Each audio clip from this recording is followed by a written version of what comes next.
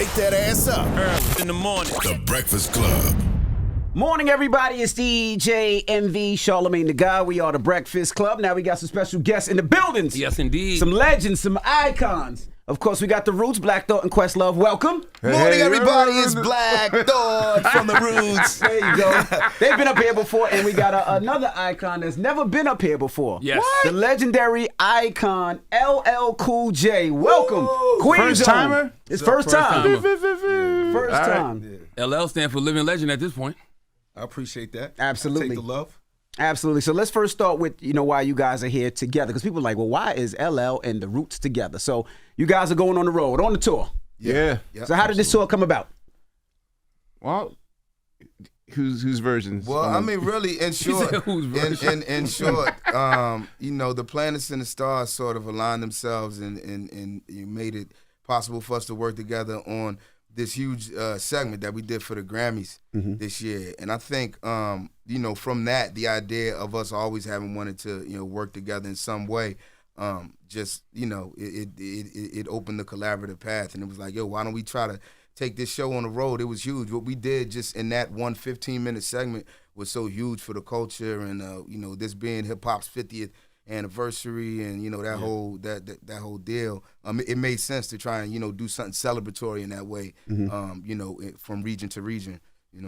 The great thing about Hip Hop 50 is a lot of these stories that we haven't heard or that we've heard whispers are coming to light. Yeah. And you're starting to see more and more and more and more videos. I was online yesterday, and it was just random because I DJ'd for Havoc the other night in Queensbridge, and it was one of the most amazing things for me because it's Queensbridge and it's Havoc, right? Yeah. And when he did Shook Ones, I just seen the original, and I'm just Googling, and then I see a video of Questlove looking at Jazzy Jeff play the original Shook Ones and go through the samples. And then I was looking at another video the other day, and it was talking about LL talking about Biggie, and he was in the studio when he wrote Who Shot You? Who Shot You? I shot you. I shot you. Who shot you? Who shot you?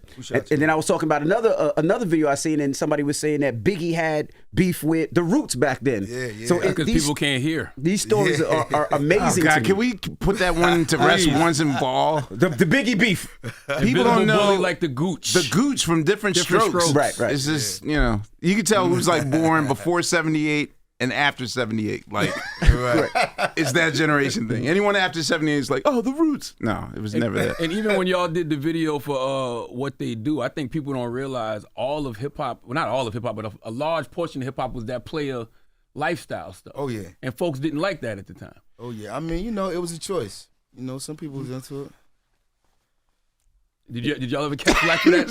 From Biggie? He was like, nah, that's not good enough answer. Y'all are super cool with Jay now. Did we catch any flack from Biggie? Yeah. I mean, Big was so chill, man. Here's the thing. Big was a huge Roots fan, and he always made that known. Anybody that I ever met from Junior Mafia, Lil C's, Lil Kim, anybody remotely related to Big, they would always lead with Big is a huge Roots fan. When I met Big, he came out and sang Silent Treatment to us. Like, that was his intro to the Roots. Yeah. So he did feel a way. But, I mean, he wasn't going to be like, yo, like, why'd you play me? Because he didn't feel enough of a way to feel played. But what he did was he did an interview. I can't remember what publication it was, but he did an interview, one interview where he made mention of it. And what he said, look, it's not like I'm going to, go after the Roots. Like, the Roots, I'm a huge Roots fan. I'm not going to, do X, Y, and Z. But then he said, but I can't speak for Brooklyn. He put a little, disclaimer on it. Little disclaimer, But yeah, definitely Big rest in power, man, and that was definitely resolved. We had a chance to. Surgeon General might have a different opinion. Right. We had a chance to, to resolve it, because it was stupid. You know what I mean? Did y'all ever regret doing that video?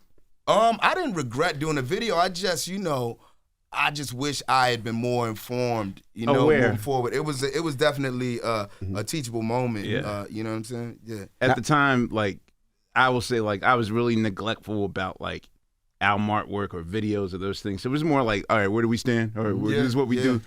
And it didn't even really occur to us like, oh, we might be ruffling feathers or, of that level. I mean, no, you see the. I had to go back and look at the video, and I understand why they would. You see the final. You see the final product, and it looks that way. You could say you had to know, but not like we didn't know. We literally, you know what I'm saying? I be focused on my own shit, so I'm not the always abreast with, you know what I mean? Like for just competition's sake and just to stay up on what's going on. But yeah, I don't know your video set, B. You know what I'm saying? And that, respectfully, you know what I'm saying? Right. I don't, I was on my own shit, so it was very much where do I stand? And you know what I mean? It was business, and it was just transactional in that way. And then in that video, everything was non-specific except for just this one scene. And you know, I had no idea. I was like, why would I try to single out, you know what I'm saying, like one of my peers to you know, I mean, knowing me over the past 30, 40 years that we've been doing what we do, that just doesn't speak to my character. Now, ladies love Cool James. Yo. Now, what got you into? We're gonna start you from the beginning because it's your first time here. What got you into hip hop and said, you know what, I want to be MC? Where did the love come from as a kid from Queens and say this is what I want to do? Well, you know, Into the mic. Can you hear me? Yep. So, you know, when those first wave of tapes came around, like, you know, Cold Crush Brothers and Fantastic Romantic 5 and Force MCs and then, you know, Treacherous 3, you know, Grandmaster, Furious 5 and all of those groups when they were just tapes running around, you know, Harlem World tapes, and then the songs came later. That was the first time that I heard, you know, young black kids sound empowered. It was the first time that I heard, you know, or could envision us doing something great. Because before that, all the images I had seen were us like handcuffed, being put in a police car or some sort of charge or, you know, so that empowering feeling, you know, the braggadocio thing that, you know, that we really focused on came not from a place of looking down on high on people, but more about I could be somebody. You know what I'm saying? The world looks at me and like I'm invisible.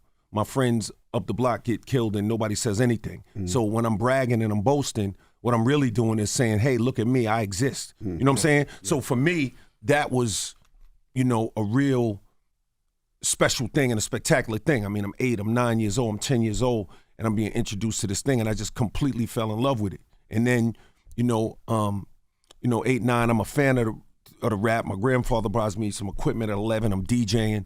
I'm messing around with that, but I'm still rhyming and I'm going back and forth. And then, you know, eventually one thing led to another, and, you know, here we are. Def Jam and the whole nine. Do you consider yourself a founding father of hip hop? Because, you know, people always will say, you know, Kool Herc, you know, Grandmaster Flash, people like that. But as far as hip hop as we know now, I would say you and Run DMC. Yeah, so I'm definitely generation 1.5. You know what I'm saying? You got to give Flash and Herc and Force and all them, Grand Wizard Theodore, their due. The thing that myself and Run DMC did, what we did is we took it to the world. We took it global. You know what I'm saying? We took it from the city and took it around the world.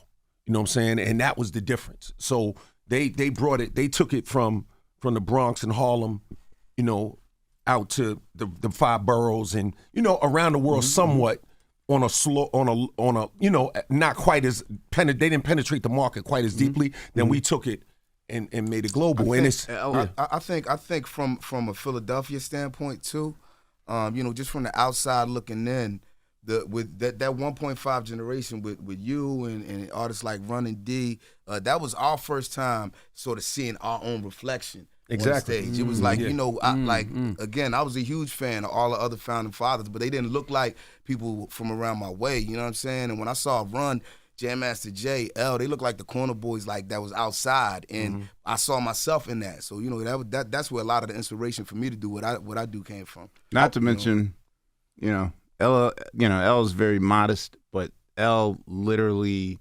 invented what I call postmodern hip hop, like the 3-minute rap song, 16 bar, like before LL, even Run DMC's first album, like it's like that's like 8 minutes, like 7 verses. You know what I mean? Like LL literally invented the 16. You know, maybe the 24th, the chorus. You know what I mean? Like, oh, the song has choruses on it. So I mean, love rap.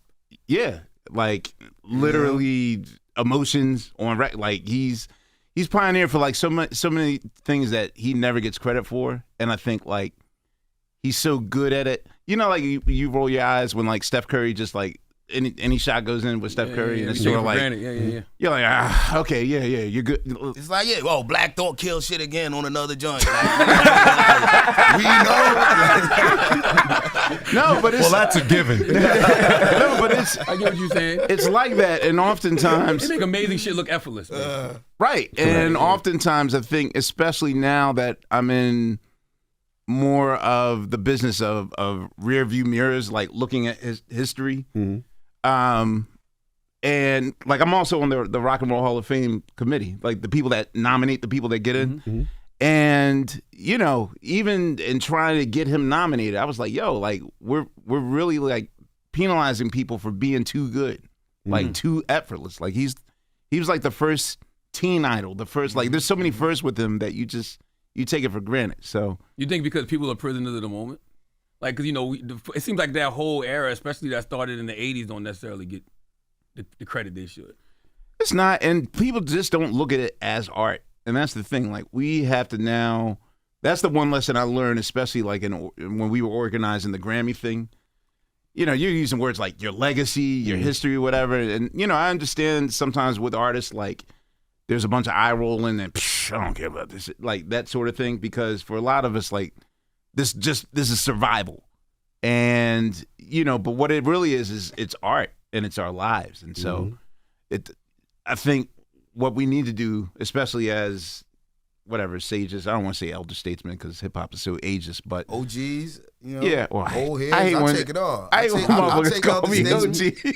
I take elder statesman. I Right. take wise sage. So that said, it's like we need to collectively like really start looking at this like art, high art. You know what I mean? And especially now where we're all just dying by the thousands, you know, like we can't take it for granted. So like he's in fine form, like in fighting shape, and you know. I was going to ask when you talked about Def Jam, so let's talk about that when they came to you with a contract to sign. Do you remember what your first contract looked like and how much they gave you? Yeah, I mean, talk about that. First of all, you know, you got to remember that. So Def Jam was a production company. There was no label. Okay, It's Yours by Tila Rock was on Party Time Streetwise label. It was Def Jam Productions, which was Rick was the producer, along with Jazzy J, and it was more than a contract. They were actually forming a label. Rick was having a problem, you know, he was having problems getting his money from the other label he was dealing with. So they wanted to start this new thing. So, you know, that first contract, you know, at the time, you know, we split the publishing. They gave me like $50,000. But before that, actually, my first single I ever made, I didn't have a contract. When I made I Need a Beat, which was the very first song I ever made, I had no contract. It was just like, yo, let's just get it, and we'll figure it out. You know what I'm saying? Sometimes you got to be willing to crawl over the barbed wire fence with no shirt on, you know what I'm saying, to get what you want. So I did that, and then, you know. No shirt on, right?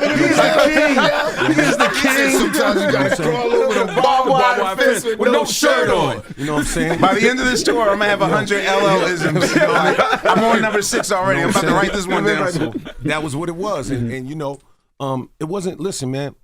How old were you at this point? 16. Wow. I was 16 when I made, when we started Def Jam, I was 16. So my first song, you know, when I made Rock the Bells, I was 16, 17, 18, you know. Why did people seem so That's much what so I've been mature telling back cats, then? man. Huh? Why did people seem way more mature back then? Because I was like kind of like in that Kobe kind of, you know, straight out of pros, straight out of high school into the pros as opposed to like kid rappers. Like you do have kid rappers who are 15, 16 and they're kid rappers. I wasn't that.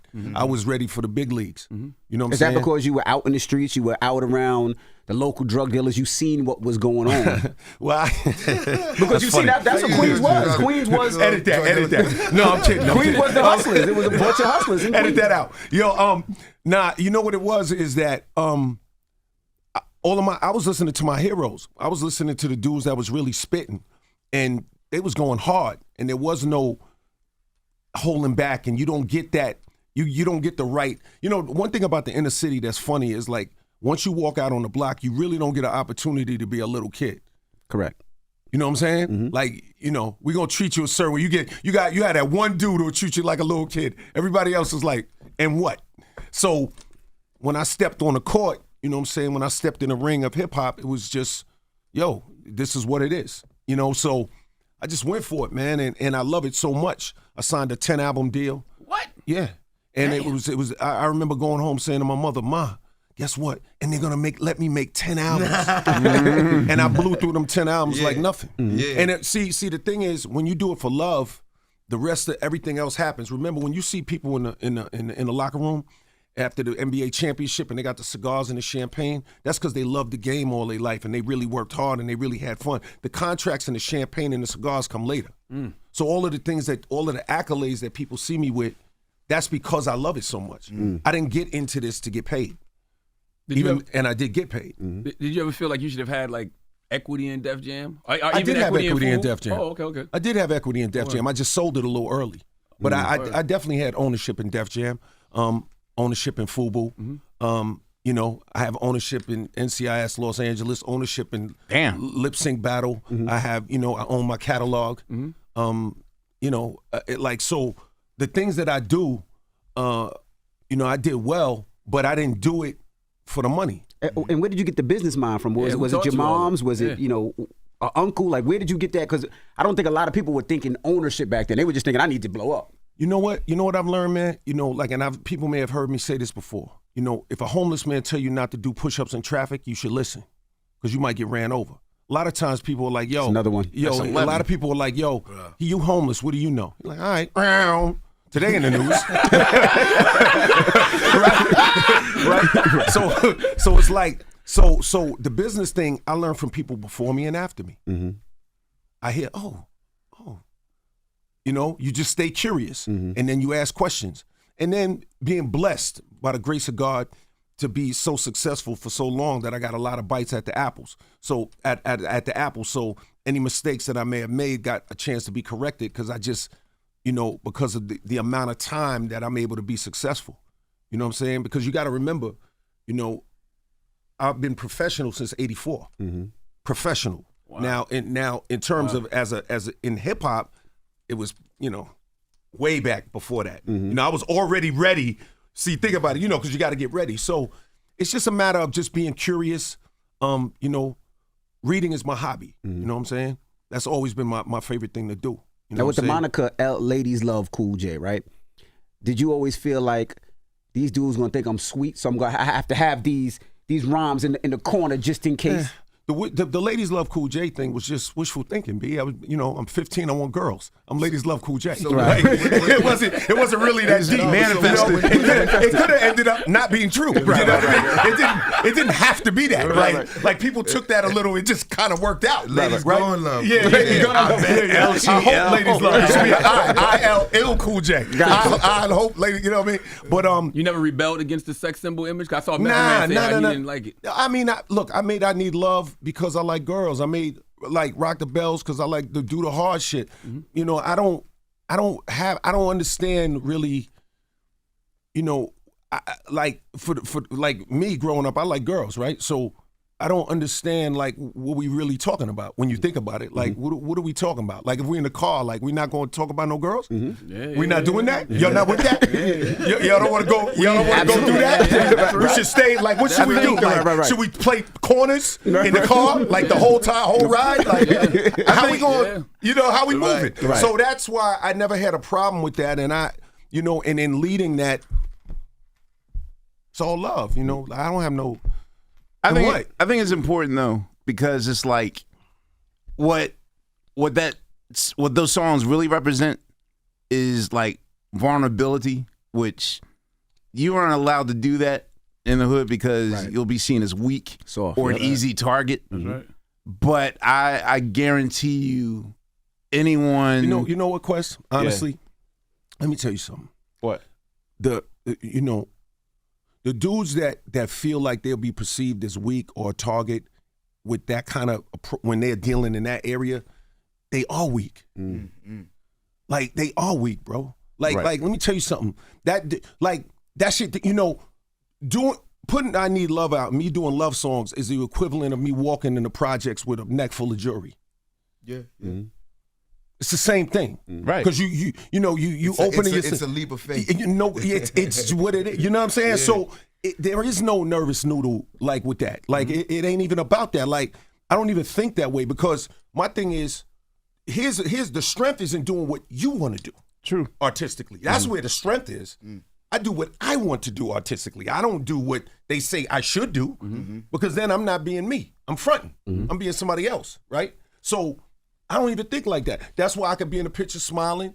Don't make me feel weak. I can go do a TV show, Sesame Street. I've done it too, right? We can do all that, right? We can do these things because you don't limit yourself. See, I think that, and I just say, just a lot of young men in general, never limit yourself to the what others, the perception of what other people think you should be. Right. Don't limit yourself to that. Be yourself, right? Does that ever bother you with both of y'all that, y'all are so legendary in hip hop, but people might not look at you as a rapper. They might just look at you as an actor, or people might not look at y'all as the Roots as in a group, but just the guys that do the band for the night. What people? The younger generation, especially. No, I think there's value in that we've been able to reinvent ourselves in a way that, like our brand has had, different iterations, different complete just lives. So the fact that, we've been on, TV every day for the past 15 years, it's a whole demo. They only know us from that. So that leaves a whole new space for them to explore when they discover our body of work. And then there's people who've been diehard fans of, LL and the Roots forever who, may have lost track of our musical contributions along the way. So I just appreciate the chance to sort of keep reintroducing myself. Me and L was just talking about how, you just pop out every now and then as an artist to shut shit down with those little, not so gentle reminders, you know what I'm saying? And you good. And that's sort of how we navigate the space. And the way I look at it as it's just an opportunity. You know what I'm saying? It's a beautiful opportunity to put you up on something new. And if you don't know, come find out. Come to the show. You know what I'm saying? That's why we on tour. You can come see some music. It's multi-generational. Just like the festival, multi-generational. So come out to the tour, come to the Force Tour, see what we doing. You know what I'm saying? Get put on to something new. It's that simple. You know what I'm saying? If you don't know, come find out. And I think, as media personalities, I feel like we got to do a better job of preserving those legacies. Yeah. Because there's been times I've critiqued LL's, like a freestyle you might have did. He wanted to box the shit out of you. He did. But, what I'm saying? But what I realized in that is people would hear that and not realize that LL got a whole catalog. Like there's no way you can ever say LL Cool J is whack. He's one of he coined the term GOAT. Of course. He's an icon. He's one of the greatest of all time. But sometimes the younger generation don't know that if they hear us critiquing something new. You know what, Shaw? I'll put it to you like this, and I would say I'm not even tripping off of that because the reality is, every now and then you're going to miss a dunk. You know what I'm saying? So, if I miss a dunk, it'll be a highlight. But I got some good ones too. You know what I mean? So maybe and if you step into the ring, right? And I'm talking about like in music or art or anything, right? Like if you're gonna win championships, a great boxer, you're gonna get punched in the face. So you're gonna miss some, is what I'm saying. So, the critique ain't necessarily wrong. It's all right for you to, say what you feel, you know what I'm saying? It's a matter of, my job is just to give people consistent, like this new album I did that Q-Tip executive produced. I look forward to introducing that to the world and looking at hearing your critique and your opinions of it. Like this is the thing we got to do. Like my goal is this. I just want to show people that you can have a career that lasts decades and decades and decades at the highest level. I want to show people what's possible. In hip hop, we haven't had somebody who started from the beginning and went to another level, at this many years later. So this is a very unique thing that we're dealing with. So it's new to all of us.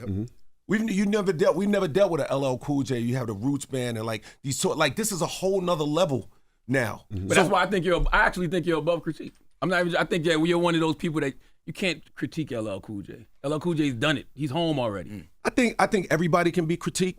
You know what I'm saying? I think that I'm not immune to critique. I will say this though, I put a lot of work in. And I got a lot of hardware. And my Wikipedia is pretty long. You know what I'm saying? Absolutely. So it's like you got rhymes at the hook. Forget it, I'm constipated. Nah, it's beautiful. Would this tour be happening without the writer's strike in Hollywood? Yeah, definitely. It was. Yeah, I mean, we planned it sort of around like our breaks that would have happened during the Fallon period, but Had It we would have known been then more what on we the know weekends. now. Yeah. On the weekend. Okay. Yeah, because we both was working, and that was why it really made so much sense, you know. Is it true that Jimmy Fallon is paying the staff out of pocket while y'all on strike? That's a no. Question like, let me check my check. Let me check my bank account right now. That was a no. No, I got like 19 other jobs. So it's not like, yo, where my Fallon money at? You know. No one is getting paid after that. That's kind of a myth. And this may be a stupid question, but what changed y'all life more, Hollywood or hip hop? We know hip hop changed y'all life, and there probably would be no Hollywood without it. But what has elevated your lives more? I will say, for me personally, hip hop has definitely changed my life. Mm-hmm. Like, I grew up in a house with 3,000 records that I didn't like in the beginning, and then suddenly I'm starting to listen to hip hop. I'm like, wait, this is what Dad listens to. Like, oh, let me see what my dad got over here. And that's what enabled me to sit here today. So it starts with really hip hop and our shared love of it. Mm-hmm. You know, to me, that's hip hop is the answer. I don't know. Yeah. For me, it's definitely the same.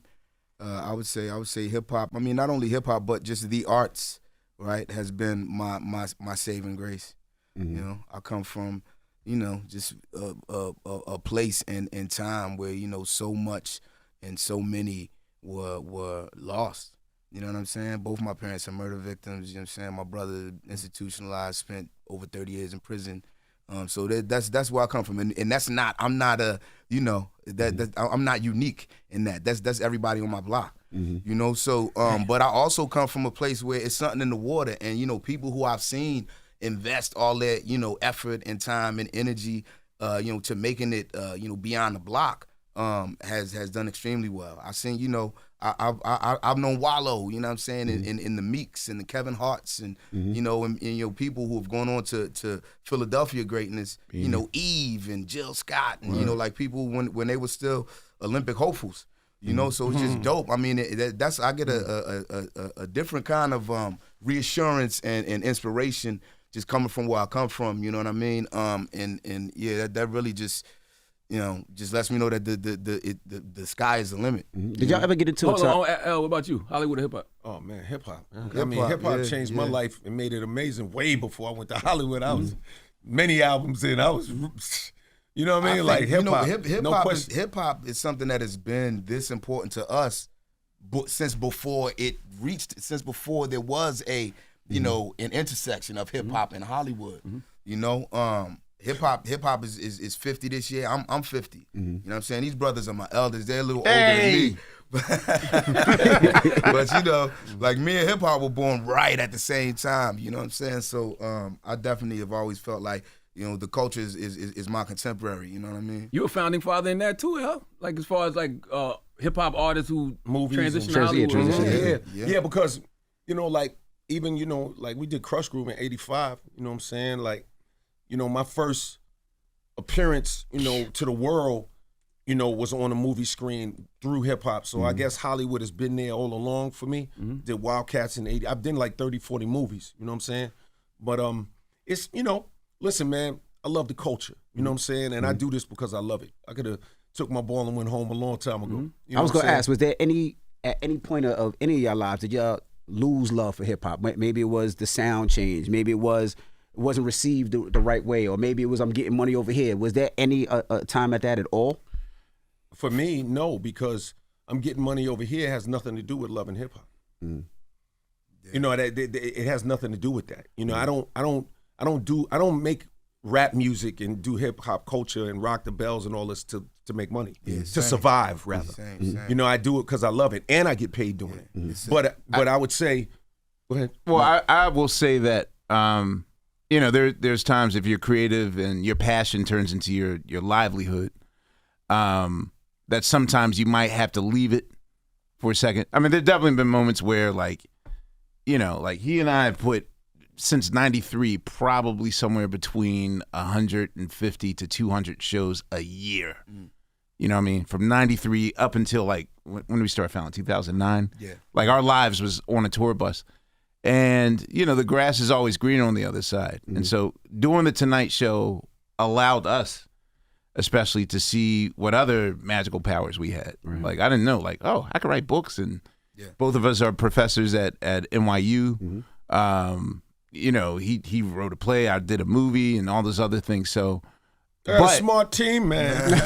Well, it's not more than sport. Just curious. Like I think all of us are creatives, and that's the thing. Like we're creatives that are discovering that sometimes our talent is transferable to other mediums and avenues. Like Tariq, you think of that Hot 97 freestyle. Stupid. He is a better chef. He's a better cook than that freestyle. I'll put him against any 3 Michelin star chef or black grandmother or whatever. To believe it. About to have my inbox. I just don't believe that. No, for real. Like he's the king. This is Gordon Ramsay. I heard you wanted the smoke. No, he's getting up at 4 a.m. Yeah. I do one thing. I catered for the Roots the other night. Yeah. I brought a bunch of grub to the Chefing show it up to rock the bells. Tell you, I mean, you go ahead and tell them what I brought. You know what I'm saying? Yes, he everything from crab legs to lobster to collard greens to like his cooking. But that's what I'm saying. Like his creativity. I'm able to check all the boxes. You left the chitlins home? Yeah. Oh yeah. I definitely left the chitlins home. I love the chitlins on the grill. There had to be a moment in y'all careers where y'all question things, though. Well, you know, yeah, definitely. There have been many moments, where I've questioned, myself, and where we've questioned ourselves. You know what I mean, as a collective. And in those moments of pause, that's when you're able to answer the call. And I think you just get those bursts of clarity, and it's been a blessing that we've been able to reinvent ourselves. Because I just like I was saying, I would be making music, I would be writing songs, and creating art. Whether I was able to, support myself and my family off of it or not. So it's a blessing. Like, the plus is that I'm also able to make a career out of it. You know what I'm saying? But yeah, there's been times that I've questioned, like what the next chapter would look like, or what the next, sort of act 3 of my career. Am I going to be able to swing another, reinvention? And yeah, it's those moments when you sort of listen to the universe and you go with your heart, and things become more clear. I was going to ask you, hip hop is. What about you, El? You ever question things? I mean, yeah. Listen, man, there's always going to be a time in life where you have doubts and you have concerns and you have insecurities and you feel like uncomfortable or discomfort about certain things. But like Tariq said, answering that call and following your intuition, following that small voice inside of you, and go for it. You can't be fearful in life. You can't be scary. And the person that you have to be able to trust the most is yourself. And you have to be able to trust yourself in moments when you are susceptible to fear and weakness. And you just have to find that strength and keep moving through. I'm sorry, go ahead. Go ahead. I was like, what is the LL Cool J insecurity? Well, it would be like maybe, okay, it's been 1,000 years. Should I make another album? Do I make another album? Should I go on the road? You haven't done this, you haven't done that. The other day, Sway asked me to rhyme. Like, do you say the rhyme? Like, there are little things that this my hat still like a shark's. You know what I'm saying? Yeah. You know what I mean? You know what I'm saying? You know what I mean? Or is it a dolphin? And so that's but like I said, man, like when you want to do something, when you want to build something, you're gonna deal with that kind of stuff. You're gonna deal with them feelings. Like there's people listening to us right now who are going through things and they're scared. They're on the edge. You got to be able to push through that fear. You dig? Like that's what it is. And that's a part of being great. Greatness is not about comparing yourself to others' greatness, other people's greatness. Greatness is about maximizing your personal potential. That's what makes you great. When you maximize your potential, you're great. That's right. You know what I mean? And as he said earlier, like you gotta stop. Like I just started like the practice of not people pleasing. And oftentimes we do things in the eyes of like, oh man, what's da-da-da going to say? Or I don't know.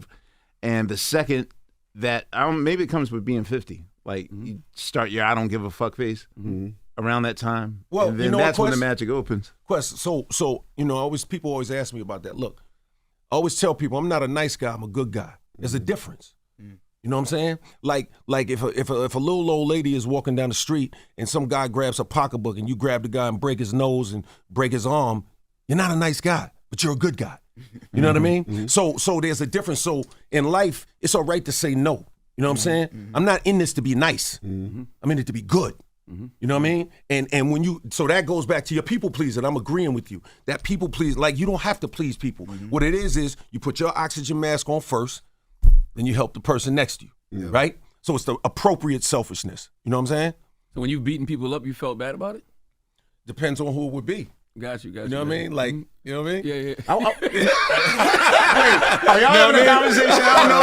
No, you said if you beat up a guy, guy who snatched the purse. No, I'm saying you don't feel bad at all. You feel phenomenal. Got you. Because you're a good guy. Because you saved the old lady. Right? You feel great. Yeah. Like you, but that's not nice.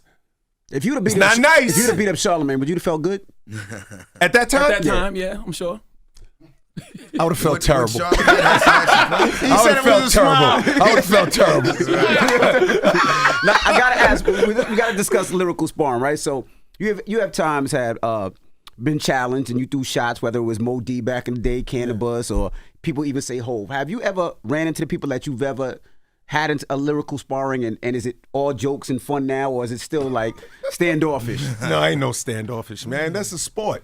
I don't have no beef with none of the guys. Well, of course not beef, but is it? No, I don't. When I say beef, I'm not talking about like real street beef problems. Like I'm just saying, like I don't have any tension. Okay. There's no. I mean, some dudes. Look, everybody's different, man.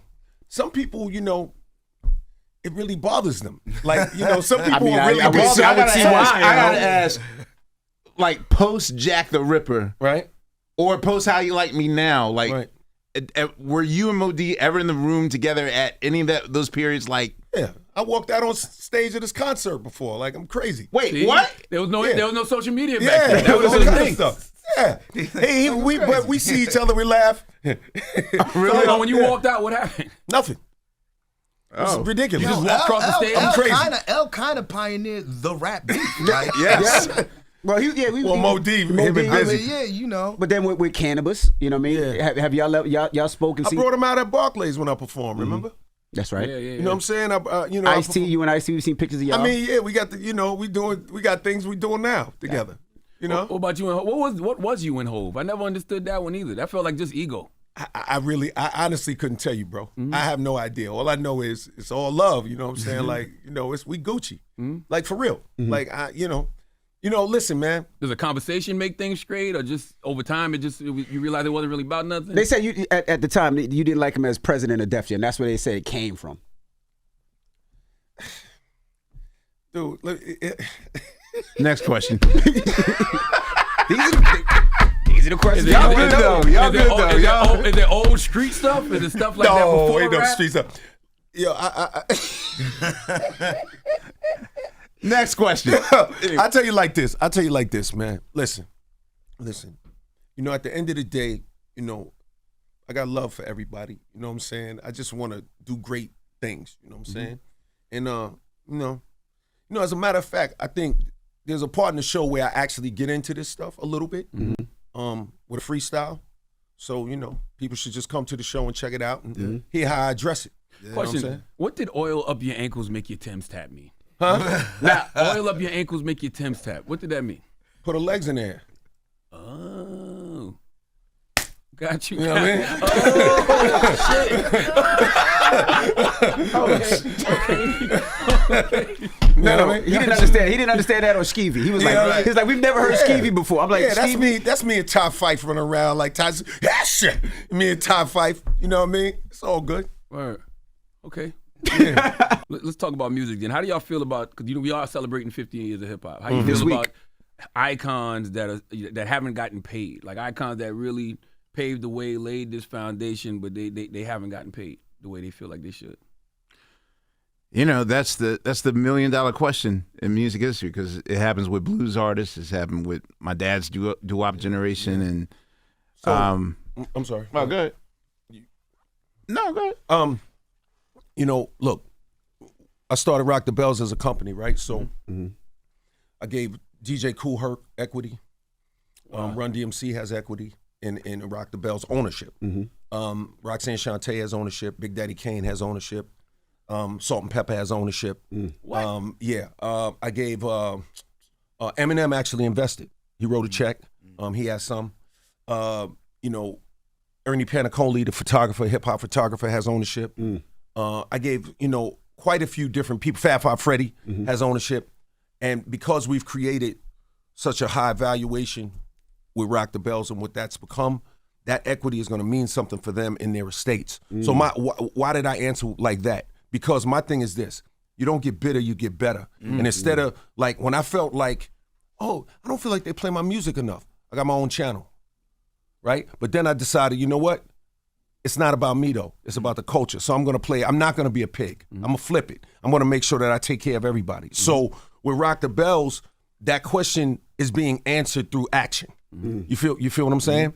And that's really what it's about. You know what I'm saying? So like, but I'll tell you this, for every sob story that we hear about, there are a lot of great stories too. Run DMC are doing phenomenally well financially. Like there are a lot of artists that, have come from that era that really did well. You know what I mean?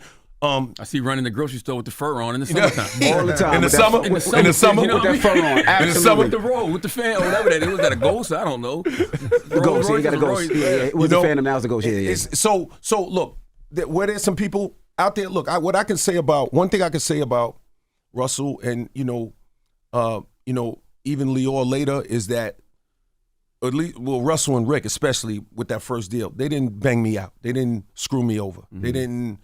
They started it with a 50-50 publishing. Obviously, I got it all back now, but even that started 50-50 could have been 0. I would have signed for 0, right? So, like, I think we just got to take it. Grandmaster Caz has equity in Rock the Bells, like real ownership. Wow. So that kind of a thing. So when you see the festival and when you see all the things we're doing and when you see all the stuff in the stores and all the stuff, they're getting paid. They're going to get paid from that.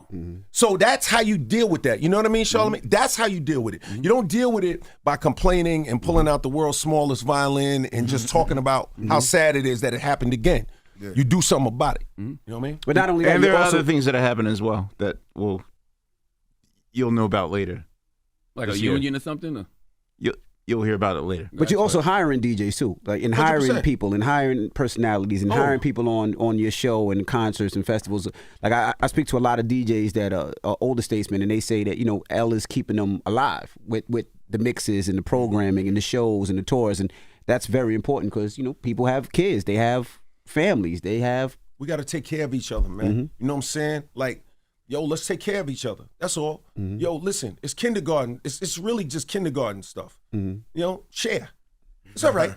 You'll be all right. That's another one. Share a little bit. I'm using that one. It's real kindergarten. Just I wish he was my granddad. Like that's he's the king of every idiom. I wish an older man had told me in my life, man. With that said, is there anybody that hasn't gotten credit or light shined on them that should for what they contributed to hip hop? I feel like it's a lot of artists. There's a lot, so many. But hopefully, Fantastic Romantic with what we're doing. Hopefully, what we're doing, it'll sort of elevate their situations. I keep seeing Fearless 4, Grand Wizard Theodore.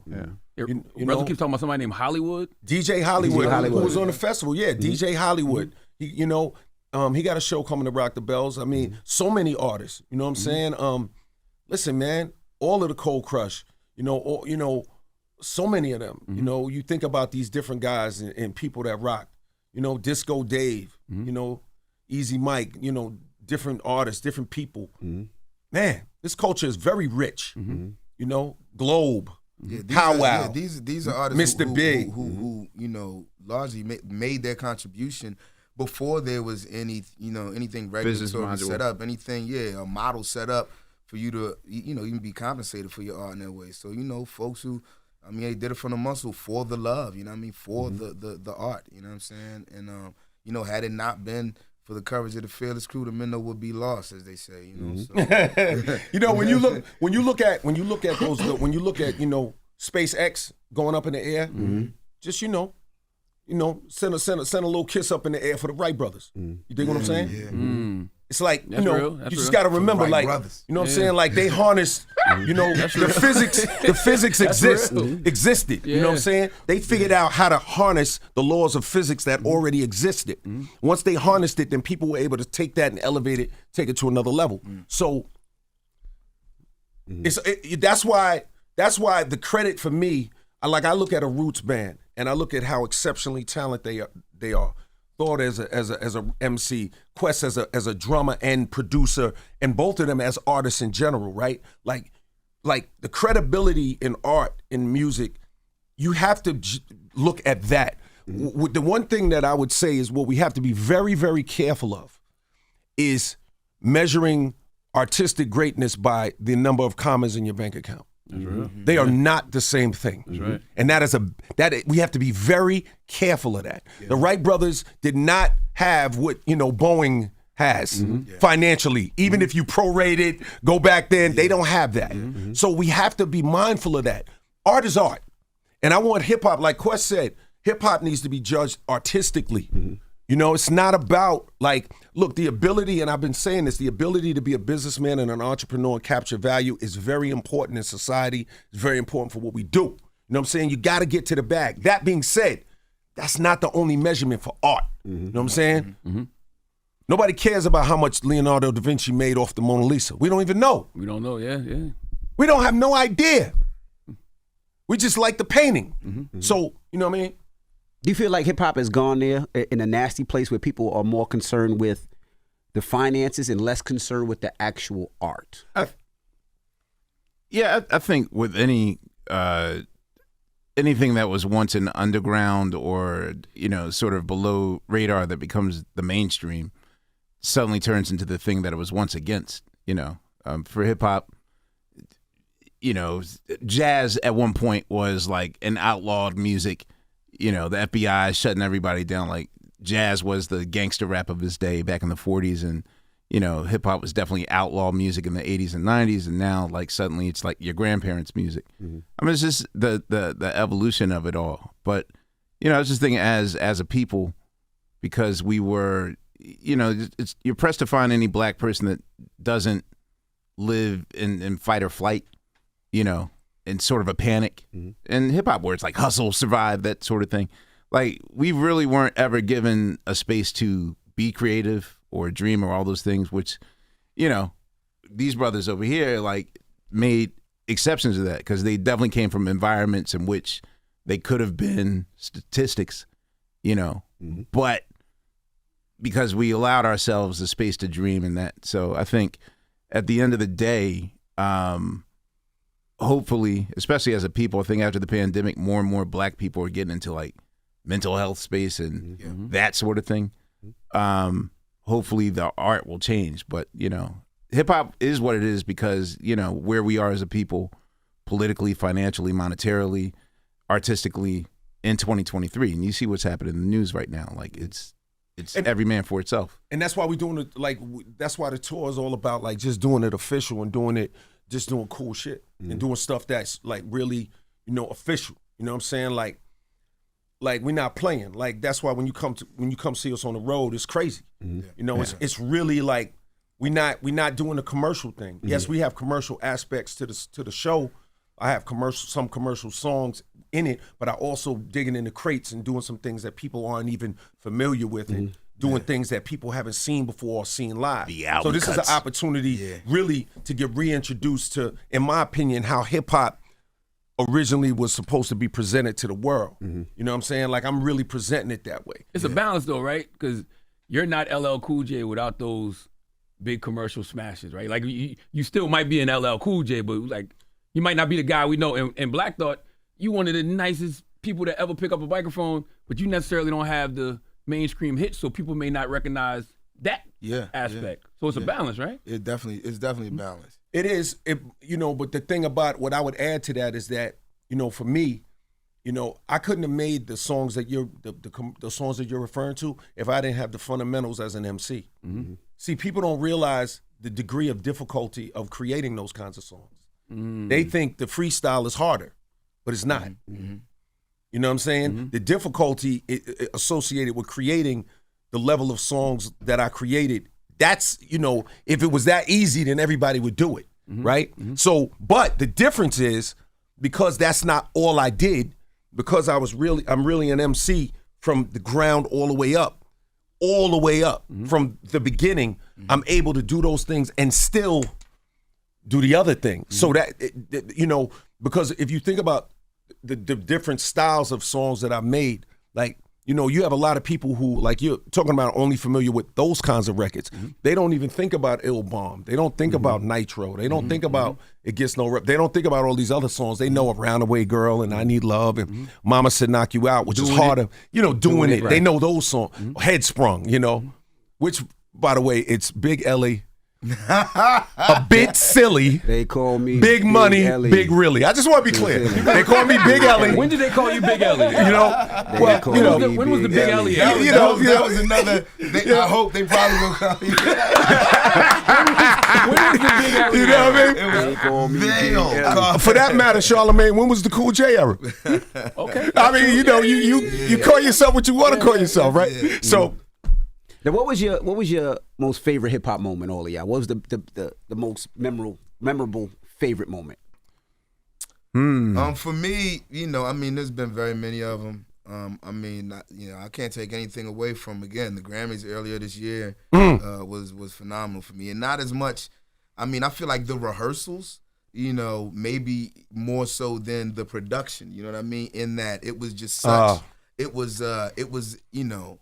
It felt like, you know, I was part of a thing that there were generations of. It was multiple generations of in the room. You know what I'm saying? Me being in a room with DMC and DMC standing in next to the rapper that made him want to do it, and you know, just so on and so forth. Grandmaster Flash, Jazzy Jeff. You know what I mean? Going all the way down the line. That was huge for me.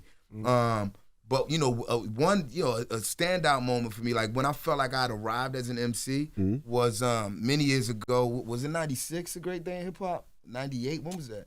98. The Source Magazine shoot? Yeah. Oh, it was Double XL. Double XL. Yeah. It was the day we mastered Things Fall Apart. It was like September 28th, 1998. Word. Yeah. So yeah, like in '98 when, you know, everybody, they got all of hip hop essentially together. Yeah, that was or at dope. least, you know, people who represented every genre, you know, every region. We all got together in Harlem and took a photo. I remember that. You know, I remember that. I wanted based to be on- there. Based on the image that Gordon Parks took, you know, years ago. That was a great day in jazz, where, you know, all the jazz musicians took the same photo on these, you know, in front of these brownstones in Harlem.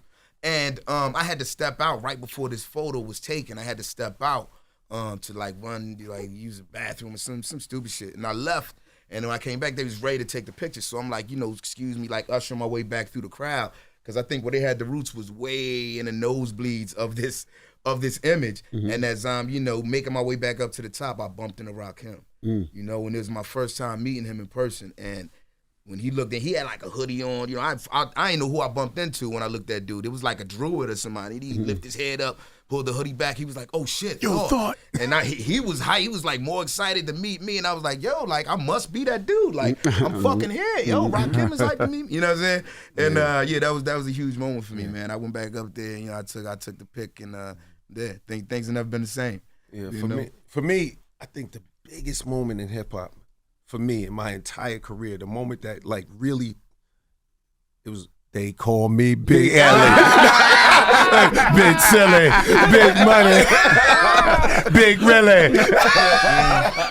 Yo, Good one. Look, I want to speak. yeah, for that was a minute moment, just bro. about, I mean, that Big Ellie moment. Listen, I want to talk. I want to talk about just how fun it is, you know, for me as an artist, as someone, you know, who came up just quoting all these lyrics to, you know, to have a chance to support my heroes. You know what I mean? It's always a full circle moment for me when I get up there and I get to sort of play the supporting role to a LL or a Kane or Rakim or, you know what I'm saying? Rap superheroes, man. Yeah, yo, it's huge for me. It's not. You know, but what's impressive though, what's impressive is you know everybody's catalog. Yeah, absolutely.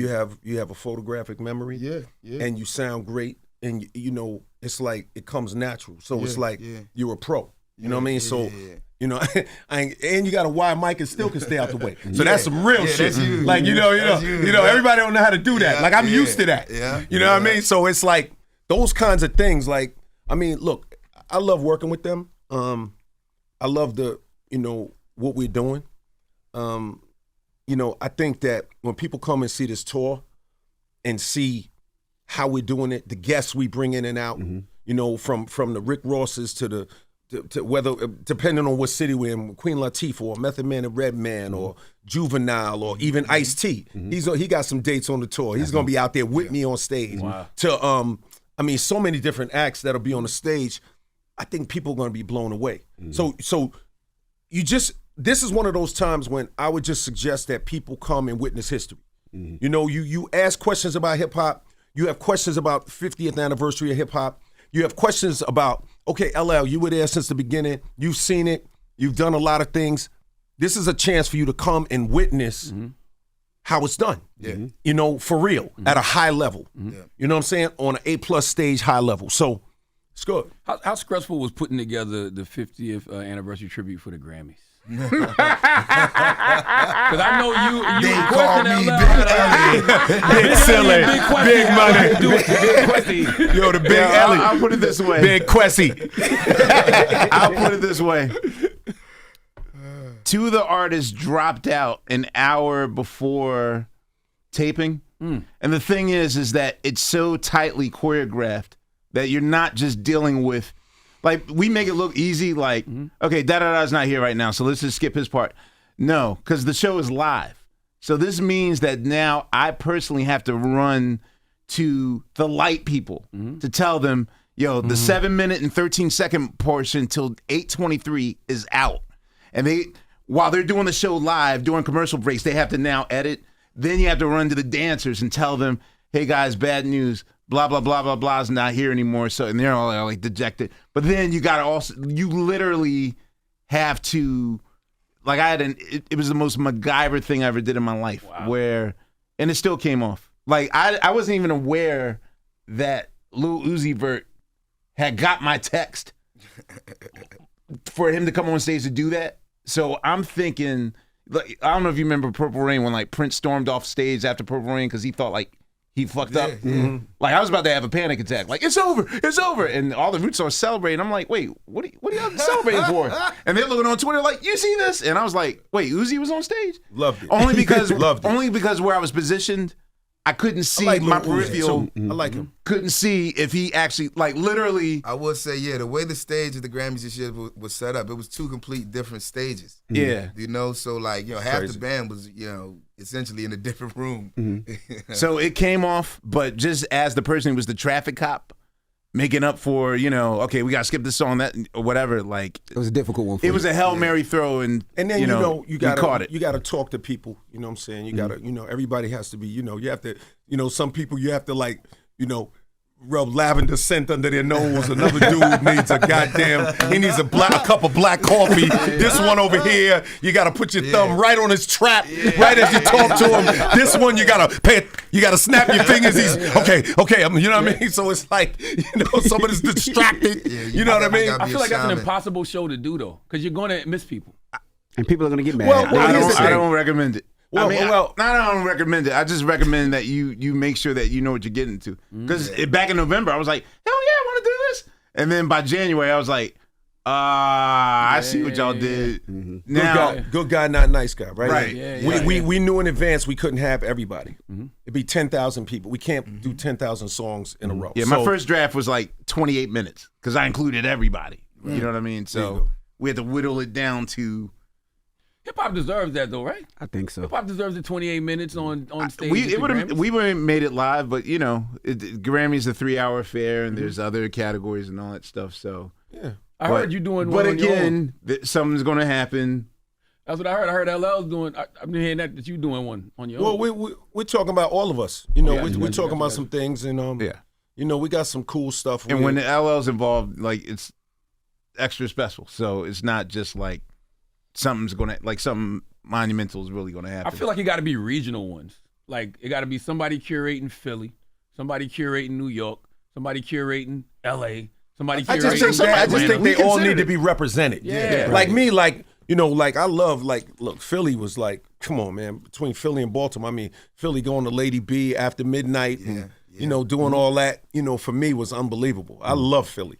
I used to do Philly shows like 2-3 times a month. Oil up your ankles, let your Tim's tap. You better believe it. You better believe it. No, we literally fought tooth. We literally all fought, the way live. No, we literally fought tooth and nail to make sure that everybody was included. Like, because I know everyone had their criticisms, like, where was da-da-da, or da-da-da wasn't included. It was just like what we were working with was really, it was supposed to be 11 minutes, and we fought hard for those 13 minutes. Like, we just... And you got to remember how many millions of dollars those minutes cost, right? You know what I'm saying, Quest? Like, it's not, we doing right by our culture. And that's the thing. Quest, look, did a massive job curating it, orchestrating it, kind of moving these pieces around. You know what I'm saying? Like, you got to have... you do the best you can, right? We knew we couldn't please everybody. He did everything within his power to make sure that everybody was represented on some level. Everybody from Chuck D to Glorilla and Lil Baby, right? Like, and that's it. So now, here we are. I know y'all got to go, but I got a couple more questions. How do y'all feel about lists? Because Billboard had y'all ranked number 10 group of all time. Really? Yeah, LL, they had you ranked number 14 of the top rappers ever. And you coined the term GOAT, but for some reason your name doesn't always get put in those GOAT conversations. How did that? Because he's too good. People can overlook that. Well, I guess I just got to do something about it. I guess that's, that just means I got some work to do. You know what I mean? I guess that's what it means. I mean, I could sit here and come up with 1,000 different excuses, but at the end of the day, I guess my job is to change that narrative. So, to be continued. What about y'all? Thought? For me, man, like, I'm not, I'm fine. Like, when I do fall, like, on those lists, it's always, just an honor to be held in the company that I'm held in, you know what I'm saying? It's never any other artist on those lists that I don't feel, deserve it. But, where you rank, I think that, is relative. And I think that, it varies from person to person, different folks' opinions. I know I'm a force to be reckoned with. I know everybody know that. So I'm fine with it, Yeah, and the other thing I would add is that, I think this is an overused term, but in my case, I'm different, B. Yeah. You know what I'm saying? That's a fact. Like, I really am. That's a fact. So it's like, a lot of times those lists are based on what have you done for me lately. And there's a lot of recency bias kind of sprinkled in those lists. Recency bias. You know what I'm saying? You know what I'm saying? Yeah. So I understand that, and I get it. It's the equivalent of asking somebody who's a better basketball player. Like, I don't like the sports analogies because art isn't a sport.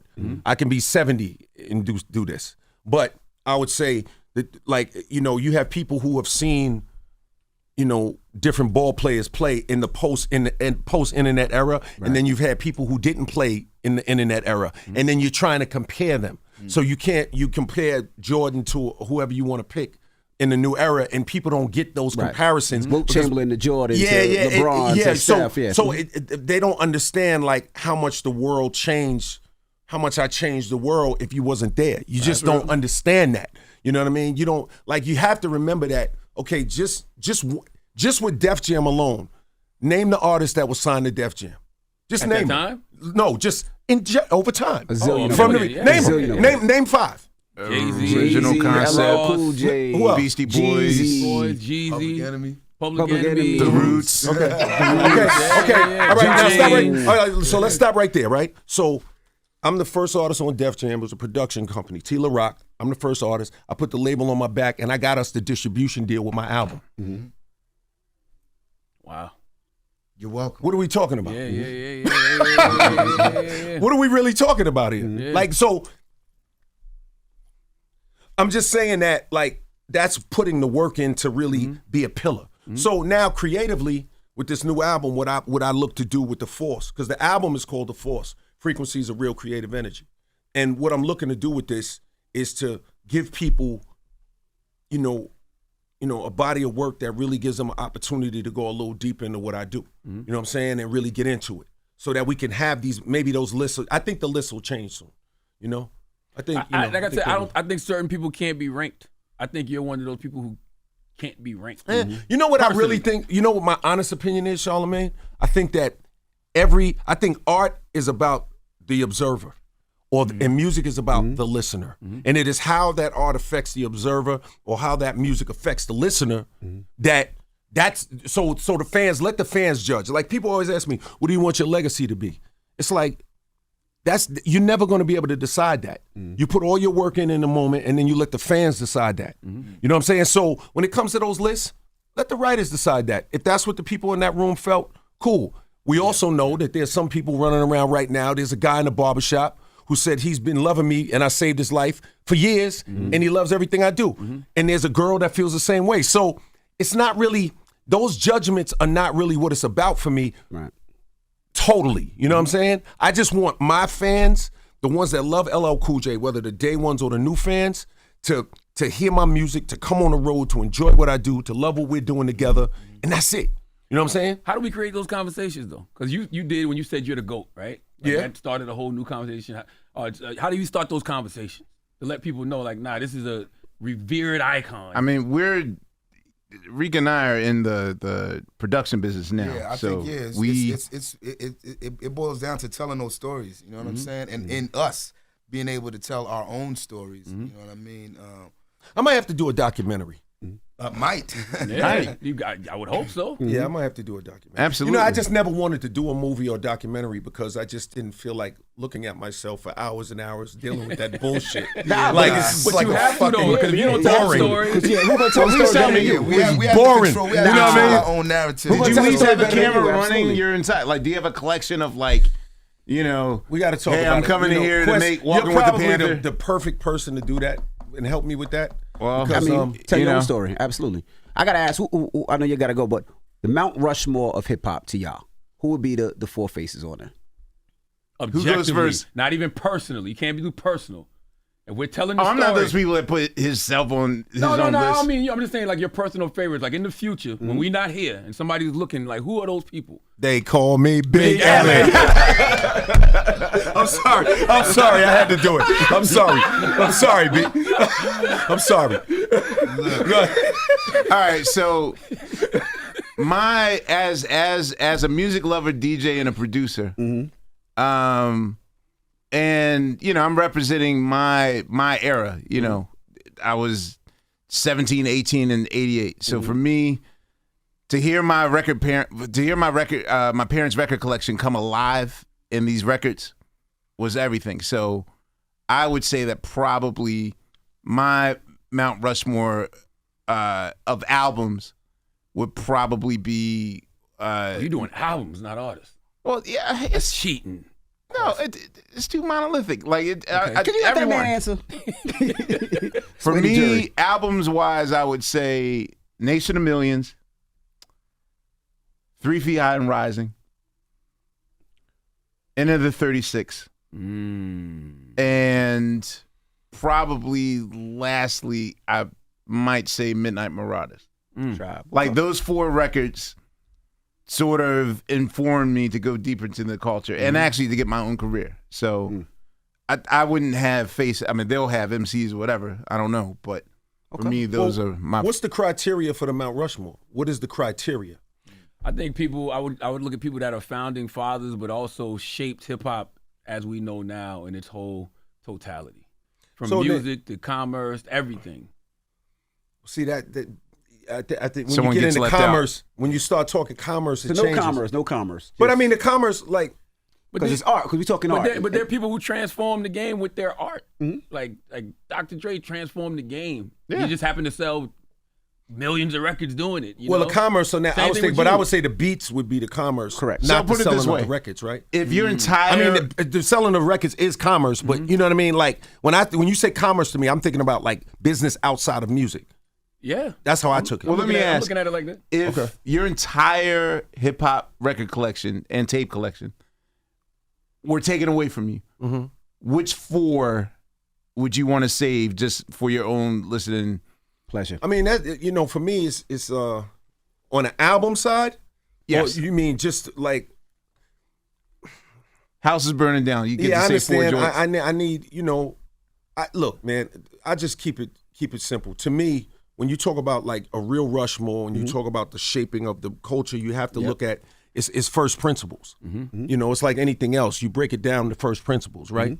And you know, you got to put DJ Kool Herc. He started the shit. He ain't on Rushmore. He just started it. Yeah, no big deal. No big deal. Just something I did. Okay? And then you have to put Run DMC up there because they kicked down the doors and the walls and, you know, put me on their back to a certain extent as well. And I was the solo guy who went out there, got shot out of that, you know, cannon, right? And then you have to put, you know, Flash and Mel. Because you know, he made us dream of the culture, the DJ, the art of the DJ, the idea that a DJ could affect culture and move culture. Flash made us do that. And then you got to say Mel because he was the first original prolific writer that wrote songs that were beyond just not just the bragging, because the bragging was very important. See, now, you know, we got all sophisticated and we look down on the bragging. But like I said earlier, the bragging was our way to get out of our turmoil and out of that drama that we were in that inner city. That's the core of what we do. Like, those are the core. You know what I'm saying? You have a couple of others, but like that core right there is the real core. Now we can get in anything after that, fan base, this, you know, it's based on, oh, he made money, or oh, he had a lot of platinum albums, or oh, he got people to change their shirts. Oh, yo, he got, you know, all of that is cool. But DJ Kool Herc, Run DMC, Grandmaster Flash, and Mel, like, bro, like, you remove that and like, what you got? Yeah. For me, I think it boils down to just who had the most impact, you know, upon my craft. And right, I think it's always been just like a balance between, you know, a certain cadence and, you know, something more stylistic. So I give props to, you know, the L's and, you know, the BC Boys and the Chuck D's and even running them, even though they weren't Def Jam artists. But that whole first wave of Def Jam artists were the first people that I heard had, Rush. You know, that Rush roster. They had that powerful cadence that was just different from what Mel and Curtis Blow and everybody was doing. You know what I'm saying? Run DMC, you know what I'm saying? They came out like, what's going on? LL Cool and Chuck D, you know what I mean? Here it is. Yelling. There was the yelling. So it was, you know, that was like, wow, like they had arrived, they, you know, changed the way I wrote, you know what I'm saying, after I was exposed to that. So that whole wave would be, you know, half of my Mount Rushmore. And then the other half would be once artists, you know, started doing something stylistic that, you know, made the voice more comparable to an instrument, right? So, you know, the Rakims and Kanes and G-Raps, you know, people who, you know, that next graduating class, or, you know, the, you know, 1.5 version of what Ellen was doing, who came out and said, you know, I'm going to challenge myself to do this and not have to yell. You know what I mean? I want to draw you in a different way. So I think what I've done has always been a balance between the two. So that's sort of my Mount Rushmore. I think, you know, one artist that I think has definitely navigated that well, I mean, definitely earlier on in his career, was Cube. You know what I'm saying? I think, you know, when Cube came out, you know, when he broke off from NWA and started doing his solo shit, it was like that was the space that I wanted to occupy. I felt like that was, you know, reflective of sort of where I was, you know, in between a Chuck and, you know, like the narrative storytelling of a G-Rap, you know? So yeah, absolutely. Did Cube ever write for you? Or collaborate on records? You can still tap his jaw. Right for me. You can still tap his jaw, L. You can didn't tap mean his jaw, right, L. like, No, we never did any music together. Okay, no. I saw somebody say that recently. No, yeah. People People have a DJ fantasy. Pooh produced on your, Huh? Didn't DJ Pooh produce on some of your old stuff? Absolutely. Yeah, Absolutely. yeah. DJ Pooh, Bobcat, because remember my second album was Who all. was part of that crew? Yeah. He wasn't in the LA Posse, The LA Posse. but he was definitely part of our crew when we produced Biggie and Deffa and yeah, DJ Pooh, Bobcat, you know what I'm saying? LA, Dwayne Simon, Daryl Pierce, they all were, you know, part of that. Yeah, no question. Yeah, somebody. Yeah. I saw this on the internet. Somebody said around that time Cube was helping you. You know what? People have this, you know, yo, people, they got a lot of stories, bro. They come up with a lot of stories. You know what I mean? Hey, Michael Jordan, did somebody ever bounce the ball for you and shoot your jump shot for you? Like, no, I shot the jump shot. I just always find it interesting. Who did you write? Like, because I just heard the story of you writing for Light's verse on Self-Destruction. Mm-hmm. Who else have you written? I know like Michael Bivins shouted I've done things for once. different people. I don't, Have there been some legendary rhymes from classic stuff that you wrote we will never know about that you'll take to your grave? Like, yeah. Why? Huh? Why? Because it just it was a different time and people just don't talk about it. And I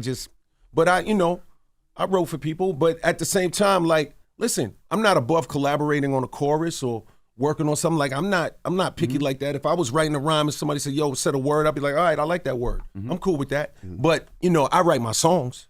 You know what I'm saying? I have to because it has to come from me. And if you collaborate too much on, at least from LL Cool J fans, if I collaborated too much with somebody on writing, it would affect what they're listening to. It wouldn't sound like me. Yeah. You know what I mean? Because they are very unique things to LL Cool J, to Black Thought, to Questlove. So you have to be, very specific. Specificity is universal. Yeah, one of the things that I've encountered, as a writer in my career is I'm a little better at it now since I worked on musical theater.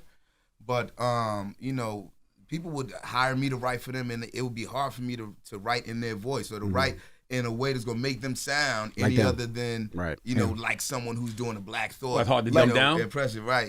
It's hard to dumb down. Not even. I wouldn't say it's a dumbing down. It's just composing and arranging in a different voice other than your own. It's not as easy as one would think it is. So yeah, it's definitely like people who are like ghostwriters who are able to be like water in that way. And if I'm writing for you, like it feels like you. That's something. It's acquired skill gift that people sort of learn over time. Yeah. So I'll give you an example. So, I tried to do a more collaborative writing album. I did a whole album with 50 Cent. Oh yeah, 50 Soul. And we were writing together on this album. And when it was done, I listened to it. I'm like, it sounds good. I like the music, the rhymes. It sounds cool, but it ain't me. So I didn't put it out. It wasn't nothing against 50. I love 50. I just wanted to try something different. Maybe we collaborate, write together. It didn't work. I think you said Paradise was the song. No. Paradise is totally different. Okay. 50 wrote the chorus on Paradise for A. Marie, what she sung. Got you. He didn't write my rhymes. Got you. You know what I mean? Like people get that a little, you know what I'm saying? That being said, when that happened, I didn't even know 50 was involved. That was the track masters. They got that done, right? So, and they played with the chorus. I liked it, etc. But, we tried to work together. And that's my man. You know what I'm saying? We real cool. But the collaborative thing, when it comes to my verses, that doesn't work for me. And, I'm kind of like, it's funny. When you do this a long time, the longer you do this, the more people, does he still got it? Can he still do it? Is he going to be able to do it? It kind of reminds me of the Crawford fight the other night. There were a lot of people who were really nervous for Crawford. I picked right? 6. Yeah, it was a lot of people that were nervous for Crawford when he was walking in the ring. And he showed what it is. And I think with me, for whatever reason, people are never quite sure how it's going to be. But do you like being underestimated? I love it. I actually love it. I'm good with that. I'm good with that because that only makes the jab that much stiffer. Is it underestimated or is the fact you've been winning for so long, it just comes to a point where people are just like, God damn, can he lose at something? Or they can forget. he be bad at something? You know what I mean? It's just Or they forget. happens to every dynasty. Well, it all comes with the territory, right? Like I'm a big Denzel Washington fan. I love Denzel. He does great movies. You can take him for granted because he's so nice with his thing. Like I don't, I'm gonna be real with you, man. I feel very loved. I feel very respected. I feel, like number one. I feel like the GOAT. I feel good. I feel recognized. I feel appreciated. I don't have. You are. I don't have hang-ups about like how people perceive me. I'm not pretending to be 14, and I ain't gonna pretend to be 60. I'm just who I am. You know what I'm saying? Now, I know you guys got to go. I got one You question. done right? said that shit like we keep judging. You say that like once every half an hour. We keep getting texts. Got to wrap up. They got to go. Once every half hour. But I got to ask, right? So we all go out to dinner, right? Right. LL is paying for dinner because we usually the person with the most richest money, person the richest pays- person yeah, the pays, richest right? So person LL. pays. Now That's a fact. when y'all and Magic go out to y'all On that big-ass boat. billion-dollar boats and y'all travel and y'all go to SpaceX and all that, who pays for that? Most of the time, Magic. Most of the time, Magic pays. Every now and then, I pay. Yeah? I do pay. But Damn. You know, Look, I got must be nothing nice. to prove, so, I was like, I'll get the magic check, pay. but that is. And how many got hats boats? do you own, LL? They're like, Bro, do you have a hat closet? I probably as many as you got sneakers. Okay. You know what I mean? There you have it. I already do. Was there ever a time you was insecure to take the hats off? Of course. Absolutely. But then, you know, we get over that too, don't we? Yeah. Like, it's pretty obvious. I mean, it's pretty obvious. I did 14 seasons of TV, you know what I mean, with a bald head. So, in too deep, bald head. I just didn't like that. I just always felt comfortable with my Classic hat. role, very underrated role when you played God in Too Deep. Yeah. That is You one of know, actually, Omar, we've been, you know, I talk to Omar every now and then. You know what I'm saying? That's my man. In Too Deep was definitely a fun movie. People should see it if they haven't seen it. It was fun. Classic There you have film. it. Thank you. We appreciate. Make sure you get Appreciate you, tickets for the baby. tour. How can they get tickets if they need to? Just go to Ticketmaster.com and check it out, the Force Tour, LL Cool J and the Roots. And one other thing I want to tell you. This show is not like the music stops, then another artist comes on, then the music starts, and another artist Yeah, I'm gonna stops. show up an hour or two before. Don't show up. This is one long, 2-3 hours? Yes, Quest? it's one long mixtape. It's a mixtape. Wow. Think of the So- Grammys, and that's how we're formatted. One Y'all long did the other mixtape. night. The other day, Rock the Bell. Okay. All right? So, Get there on time. get there on time. You know what I'm saying? Don't be trying to make a grand entrance and shit, with feet hurting and all that. Just get in on time, there on time. and let's have some fun. Is You know what I mean? Head Sprung the first song that comes They out? call me Big L.A. LL Cool J, the Love Roots, y'all. ladies and gentlemen. Thank you. It's the Breakfast Club. Good morning. Wake that ass up. In the morning. The Breakfast Club.